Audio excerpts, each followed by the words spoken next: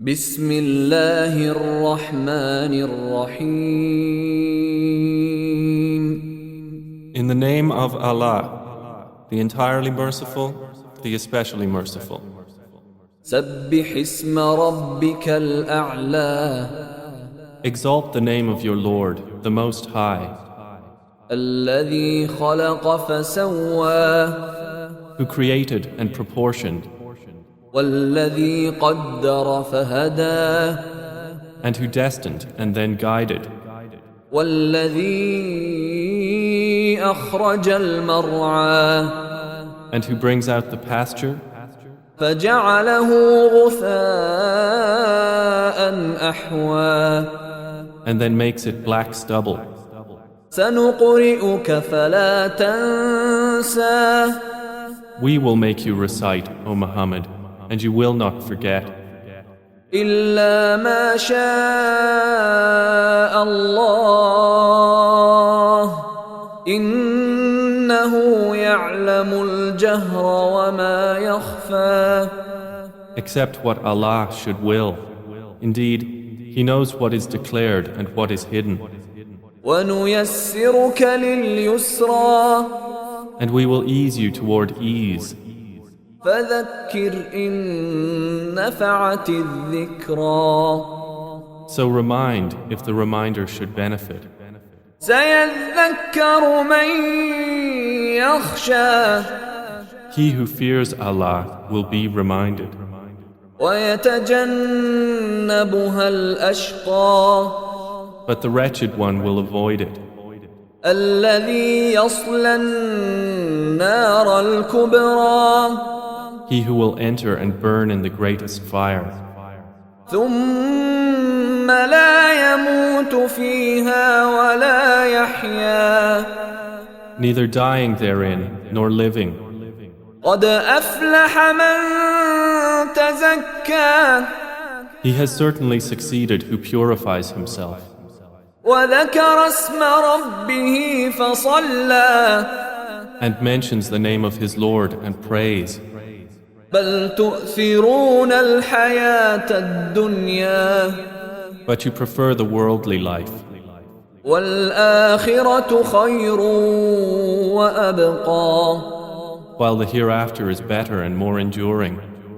إن هذا لفي الصحف الأولى Indeed, this is in the former scriptures, صحف إبراهيم وموسى the scriptures of Abraham and Moses. All right, today we're jumping into Surah Al-Ala. It's the 87th chapter of the Quran, and even though it's pretty short, it tackles some of the biggest questions out there. You know, things like, why are we here? What's our guide? And what's this ultimate choice we all face between this world and, well, what comes next? Let's get right into it. So the surah kicks off with this incredibly direct and powerful command, glorify. There's no slow build-up, no gentle introduction. It's just, bam, an immediate call to action. This one word really sets the stage for everything that follows, putting you in a mindset of reverence before you even know the details. So, why start with glorification? Well, the surah immediately tells us why. It points to a universe that was created with this perfect order and purpose. The first few verses aren't just saying God is a creator, they're saying God is a master designer. Verses 2 through 5 lay out this really cool four-step process. First up, creation and proportion, giving everything its perfect form. Then, second, ordaining, or setting up the laws for everything and providing guidance. This tells us the universe isn't random, it's intentional, it's ordered. And then the last two steps give us this really tangible example from the world around us. What is the life cycle of a plant, from this vibrant green pasture to dry, dark stubble? This is such a powerful metaphor, right? It's about the temporary nature of our physical world. It shows how the same power that gives life also manages its change and decay. A constant reminder that this world we're in, it doesn't last forever. Okay, so after establishing the sheer power of the Creator, using the natural world, the surah's focus totally shifts. Now it's about divine communication. How is this message actually delivered? And who is it really for? In verse 9, we get this key term, admonition, rizikra in Arabic. And this isn't just some warning. It's way deeper. Think of it as a profound reminder. The text makes it super clear that it's sent specifically to benefit anyone who's actually open to listening. So what makes this message so special? Well, the surah points out a few things. It comes straight from God, and there's a divine promise that it won't be forgotten. It's delivered by a God who knows everything, what we show the world and what we keep hidden inside. And crucially, this revelation is meant to make the right path easy to follow. But here's the catch. Its benefit is only for those who are willing to actually receive it. And this brings us right to the heart of the matter, the absolute core of the surah. It's this incredibly clear and consequential choice that every person faces.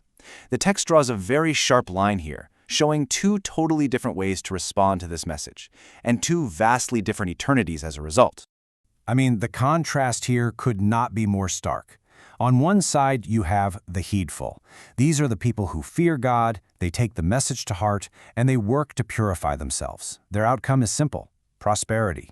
Then on the other side, you have the most unfortunate, who turn away from the message. Their destination is described in a really chilling way as the Great Fire. And this description of their state in verse 13 is, wow, it's absolutely chilling. It's not about being wiped from existence, it's this paradox of being, a state of constant, conscious suffering where the relief of death never comes, but the peace and energy of life are gone forever. It's an unbelievably powerful image of consequence. So what's the fundamental choice that leads to these two opposite fates? Verses 16 and 17 just boil it all down. The text notes that, as humans, we tend to prefer the life of this world, but right away it puts it up against the alternative. The hereafter is better and more enduring. It's a straight-up choice between what's right in front of us and temporary versus what's ultimate and eternal. And finally, the surah wraps up by putting its message into this grand historical context. It makes it really clear that these ideas about creation, about choice, about being held accountable, they're not new at all. In fact, they're part of a continuous, ancient truth.